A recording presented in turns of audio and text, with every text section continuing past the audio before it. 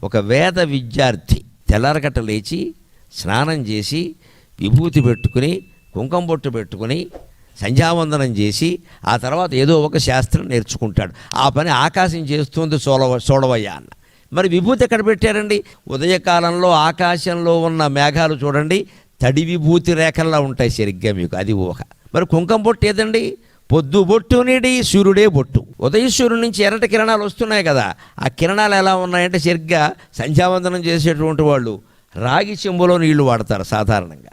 ఆ రాగి చెంబులోంచి ఎలా వదిలిపెడతారు, అది రాగి చెంబు కారణం వల్ల నీళ్లు కూడా ఎర్రగా ఉంటాయి. అంచేత రాగి చెంబులోంటి ఎర్రటి నీళ్లు వదిలిపెడుతున్నట్టే ప్రాభాతిక కాంతిపుంజముల నర్ఘ్యం విచ్చి అయిపోయింది. బొట్టెట్టుకున్నాడు, విభూతి రేఖలు పెట్టుకున్నాడు, సంధ్యావందనం చేశాడు, అర్ఘ్యప్రదానం చేశాడు.